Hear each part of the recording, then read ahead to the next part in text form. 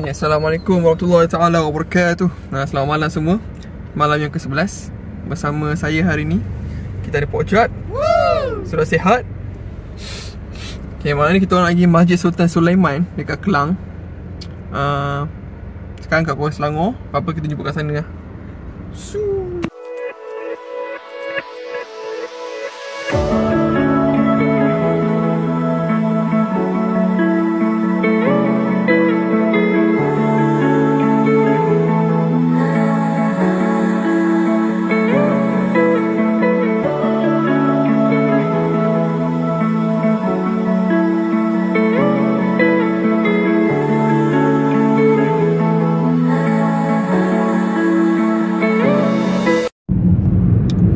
Sekarang kita orang baru balik daripada Moreh tadi.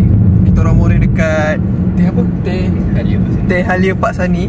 Macam mana rasa dia, Majid? Pedas tu.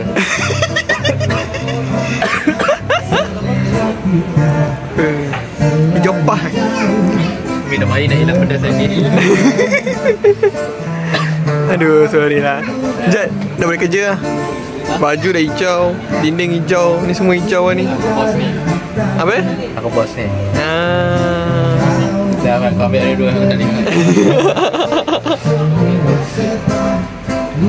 Okay, by the way, masjid tu Masjid Sultan Sulaiman tu, Masjid dari Sultan Sulaiman tu, dia sebelum ni masjid negeri lah untuk untuk Selangor ni, sebelum masjid kat Shah Alam tu siap.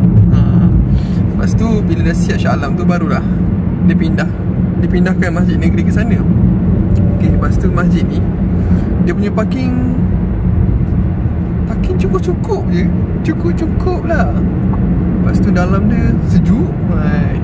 Tengok gambar macam panas je, macam tak ada aircon kan. Tapi ada aircon tu. Memang sejuk lah. Dia nak saing-saing dengan Surau Nurul Zaman lah, tapi bawah sikit lah. Lepas tu dia punya imam okey lah, MPR dia 925 dah settle lah 8 dia. Tapi lepas 8 tu dia orang punya imam tu dia baca rakaat kedua tu, dia baca ni, dia just baca surah Al-Ikhlas.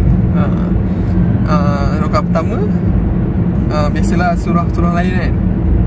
Lepas tu yang rakaat kedua dia baca surah Al-Ikhlas. Overall masjid ni, satu je nak komplain lah, tandas dia tu macam tak pernah dibersihkan.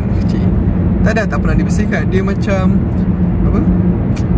tak selalu bersih lah. Macam dia 2 hari sekali macam tu je kot. Tak tahu lah, tapi bau dia rasanya tu je lah. Lepas tu kalau kat depan tu dia boleh naik atas tu. Kat atas tu tak tahulah macam mana kita orang jumpa tangga tu kan. Naik dia pergi ke atas sana.